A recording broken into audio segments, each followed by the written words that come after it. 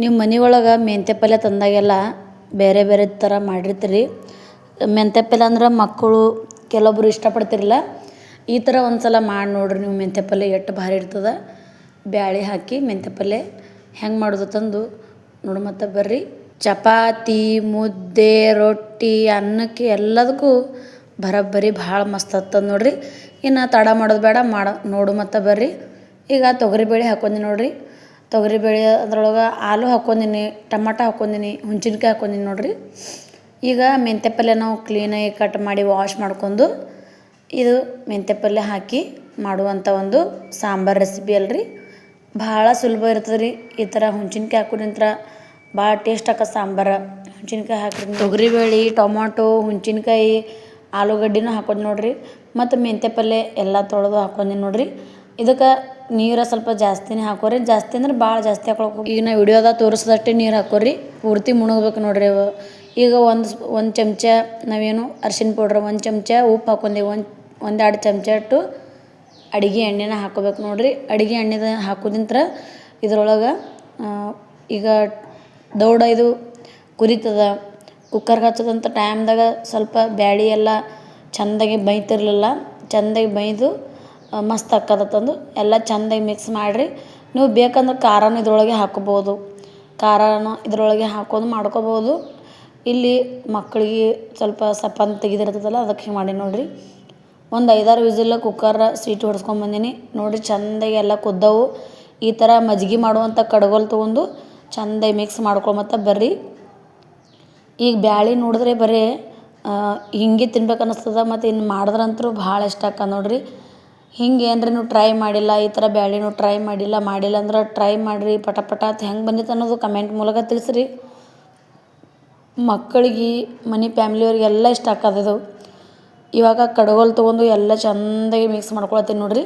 ಚೆಂದಾಗಿ ಮಿಕ್ಸ್ ಮಾಡ್ಕೊಂಡು ಇನ್ನು ನೆಕ್ಸ್ಟ್ ಪ್ರೊಸೀಜರ್ ಏನಂದ್ರೆ ಒಗ್ಗರಣೆ ಹಾಕೋದ್ರಿ ಇದಕ್ಕೆ.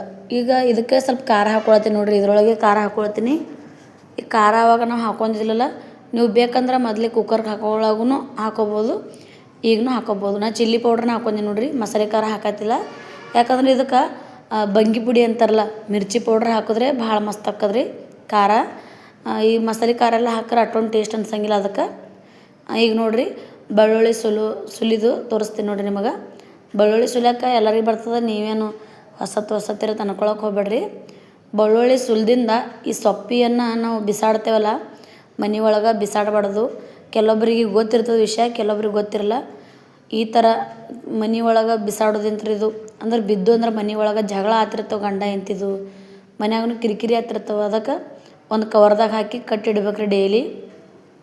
ಇನ್ನು ನೆಕ್ಸ್ಟ್ ಪ್ರೊಸೀಜರ್ ಏನಂದ್ರೆ, ಇನ್ನು ಒಗ್ಗರಣೆ ಹಾಕೊಂಬತ್ತ ಬರ್ರಿ. ಗ್ಯಾಸ್ ಮ್ಯಾಗ ಒಂದು ಕಡಾಯಿ ಇಟ್ಕೊಂಡಿನಿ. ಕಡಾಯಿ ಒಳಗೆ ಎಷ್ಟು ಬೇಕೋ ಅಷ್ಟು ಎಣ್ಣೆನ ಹಾಕೋರಿ. ಎಣ್ಣೆ ಏನು ಅತಿಯಾಗಿ ಹಾಕೋಳ್ಕೊಬೇಡ್ರಿ. ಎಷ್ಟು ಬೇಕೋ ಅಷ್ಟು ಎಣ್ಣೆನ ಹಾಕೋರಿ.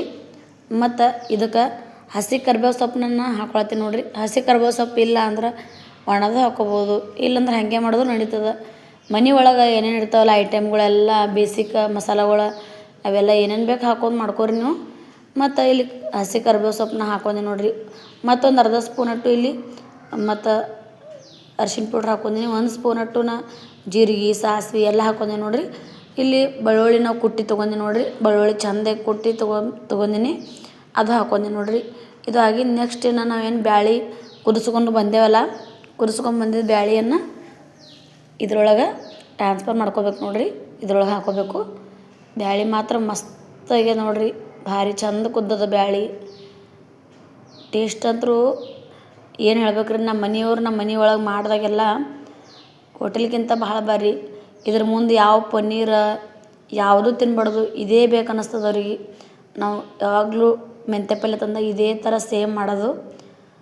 ನೀವು ಟ್ರೈ ಮಾಡಿರಿ. ಹೆಂಗೆ ಬಂದಿತ್ತು ಅನ್ನೋದು ನಮಗೆ ಹೇಳ್ರಿ, ಕಮೆಂಟ್ ಮೂಲಕ ತಿಳಿಸ್ರಿ. ಚಪಾತಿ, ಅನ್ನಕ್ಕೆ, ರೊಟ್ಟಿಗೆ ಎಲ್ಲದಕ್ಕೂ ಚಲೋ ಅನ್ನಿಸ್ತದೆ ರೀ ಇದು. ಮನ್ಯಾಗ ಹಿರಿಯರು ಏನರೇ ಇದ್ರಂದ್ರೆ, ಸಣ್ಣ ಮಕ್ಕಳು ದೊಡ್ಡವ್ರಿಗೆ ಎಲ್ಲರಿಗೂ ಇಷ್ಟಪಡೋದಂಥ ಒಂದು ಸಾಂಬಾರು ಅಂತಲೇ ಹೇಳ್ಬೋದು. ನೀವು ಬೇಕಂದ್ರೆ ಇನ್ನು ನೀರು ಹಾಕ್ಕೊಂಡು ನೀವು ಮಾಡ್ಕೋಬೋದು. ಗಟ್ಟಿ ಬೇಕಂದ್ರೆ ಗಟ್ಟಿ ಮಾಡ್ಕೊರಿ, ಅಳಸ್ಬೇಕು ಮಾಡ್ಕೊರಿ. ಇದಕ್ಕೊಂದು ಅರ್ಧ ಸ್ಪೂನಟ್ಟು ಇಲ್ಲಿ ನಾನು ಉಪ್ಪನ್ನ ಹಾಕ್ಕೊಳ್ತೀನಿ ನೋಡಿರಿ. ಉಪ್ಪು ಮೊದಲೇನೂ ಹಾಕ್ಕೊಂಡಿದ್ದೆವಲ್ಲ, ರುಚಿ ತಕ್ಕಷ್ಟು ಉಪ್ಪು ಹಾಕೋರಿ. ಮತ್ತು ಅಂತ ಉಪ್ಪು ಹಾಕ್ಕೊಳಕ್ಕೆ ಹೋಗ್ಬೇಡ್ರಿ, ಟೇಸ್ಟ್ ಅನ್ಸಂಗಿಲ್ಲ.